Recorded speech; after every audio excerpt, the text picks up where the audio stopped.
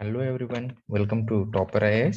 So as part of our daily series, today also we will be looking into a few of the particular topic from the mains point of view. Actually, we have already started with environmental impact assessment in our previous video, and today we will continue with the same.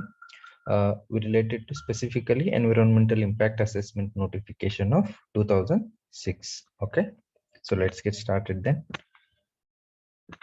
So 2006 amendments to EIA notification. Prior to that, a brief recap of what we have already seen. Environmental impact assessment is a one of the tool available in the hands of policymakers, to harmonize developmental activities with the environmental protection. We all know sustainable development call.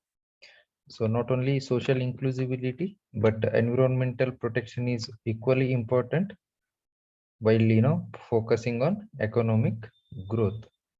So economic growth, to promote economic growth, a number of developmental activities will be there. Okay, so at the same time, these development activities, there are likely chance that it will negatively impact the environment. So that's why we need to harmonize these developmental activities and environmental concerns. So EIA is one tool in the hands to harmonize such things.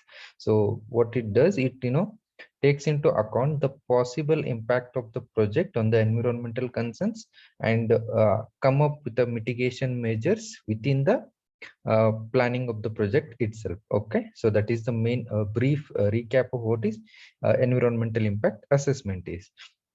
So to have environmental impact assessment, Government of India to Environmental Protection Act of 1986, under that act, it has come out with the EIA notification. So EIA notification, 2006, there were amendments and the notification was issued. So let's look into what are the major provisions of this notification of 2006. Okay. So EIA notification of 2006, what it mainly does is decentralization. So decentralization of environmental clearance by how does it do? By categorizing the developmental projects into two categories, category A and category B. So two categories of projects, category A and category B. Category A project clearance will be done at the national level by impact assessment agency and expert appraisal committee and okay. So at national level, by impact assessment agency and expert appraisal committee will be dealing with category A projects, whereas category B projects will be appraised at the state level.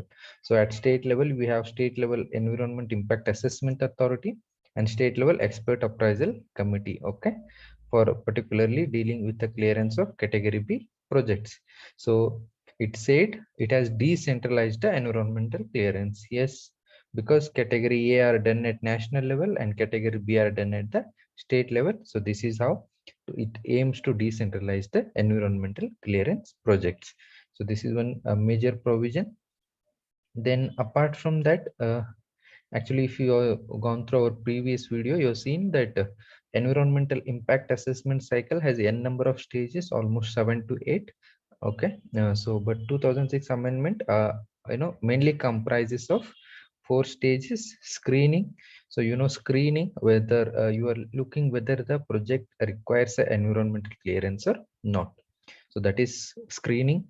And scoping is nothing but detailing. So coming out with terms of reference, what are the possible areas you have to assess in your project planning. Okay, then public hearing, giving opportunity for people who are likely to be affected by the project.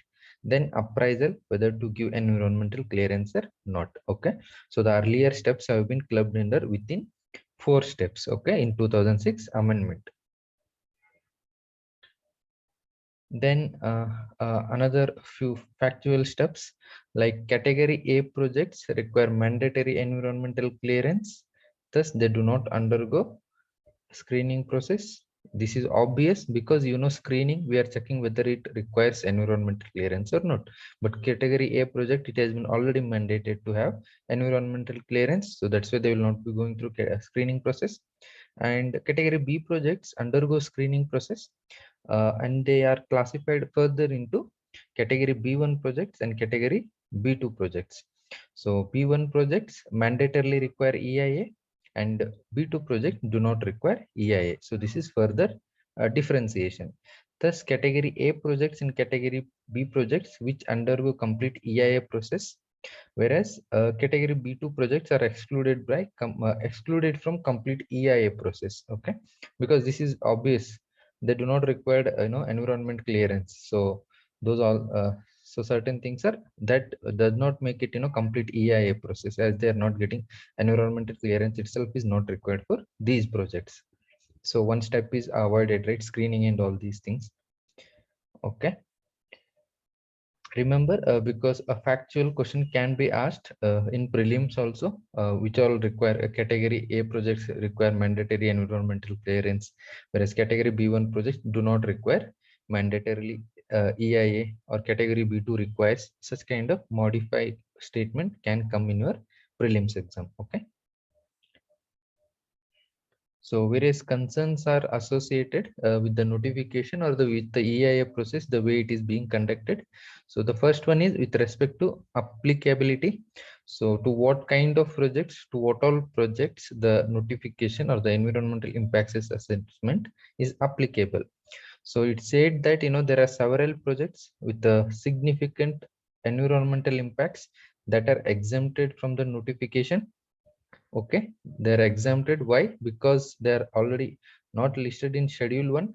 Okay, and another thing is the investment are less than what is provided in the notification. So only those investments beyond the threshold are coming under environmental impact assessment. So more number of projects which are below threshold are also exempted from the environmental impact assessment. So this gives a room for n number of projects which are having environmental impacts also, which but they are away from environmental impact assessment.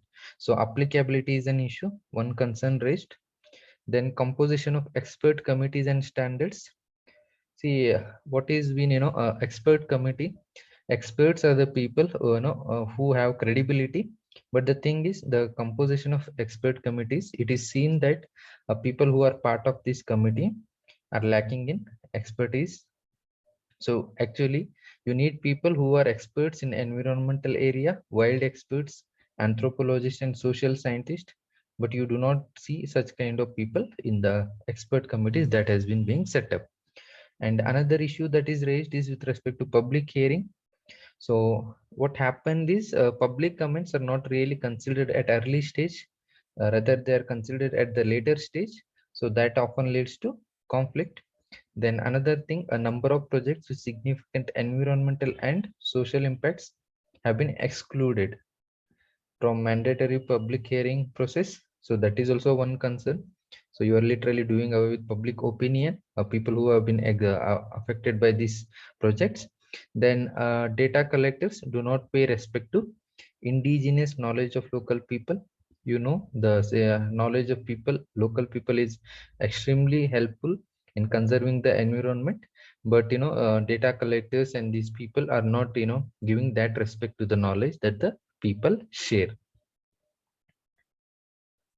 Then another with respect to quality of EIA. So one of the biggest concern with environmental clearance process is related to quality of EIA report that is being carried out. See, just work is not enough. Quality of work is important. It is not important like how many hours you read, how many hours for you read. So efficiency is also matters, right? So just for the sake of report, you should not prepare a report. A quality report has to be come out, but there is no quality report. Okay, that is one more concern. Then lack of credibility. So there are so many fraudulent EIA studies with the erroneous data that has been used, and same facts used for totally different places. So it shows there is the reports, even if they are coming with the report, there is a lack of credibility with respect to these reports. So some of the suggested measures to improve the EIA process is have an independent EIA authority. So once you have that, experts people will come out with the better suggestions and all. Then sector wide EIA is needed. So come out with different scoping terms of references for different sectors and industries. That will be much helpful. Then creation of centralized baseline data bank. Yes, so having a database is always a good thing. So baseline data in the sense a particular you are collecting a data in the particular year, and that will be used as a reference in the coming year to gauge the impact that has been caused by the project. So have a centralized data bank. Then disseminate all information related to projects from notification to clearance to local communities and general public. So do that. Then applicability. So all those projects where there is likely to be significant alteration of ecosystems, okay, they have to go through environmental clearance without exemptions. So reduce the number of projects which are under exemption category, and even bring those projects under the applicability list. Okay, then no industrial development activity should be permitted in ecologically sensitive areas. So this is the main intention. We want to conserve the environment, so avoid giving permission to industrial activities, particularly in ecologically sensitive areas. Then with respect to public hearing, so same thing, like on the similar lines, that the public hearing should be applicable to all hitherto exempt categories of projects which have environmental impacts. So which were previously exempted categories, even they should be also be subject to public hearing. And the focus should shift from utilization and exploitation of natural resources to conservation of natural resources. So what is the end purpose that you have in the mind, that also matters. So the project and all, the emphasis should be conserving the nature rather than exploiting the natural resource. That will obviously lead to variations in the your provisions or the plan that you come up with. Then grant of clearance. So the notification needs to make it clear, provision for site clearance does not imply any commitment on the part of impact assessment agency to grant full environmental clearance. Okay, so just because you have got a site clearance, that does not mean that implicitly you are getting environmental clearance. So this has to be made clear to the parties. Then again, composition of expert committees. So we need people who are experts in the environmental field or any field, wildlife and all.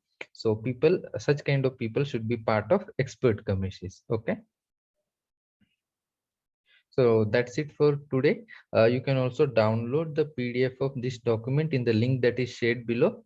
Okay, and you can also download these watch these videos repeatedly from by downloading our Topper IAS Institute app. Okay, thank you.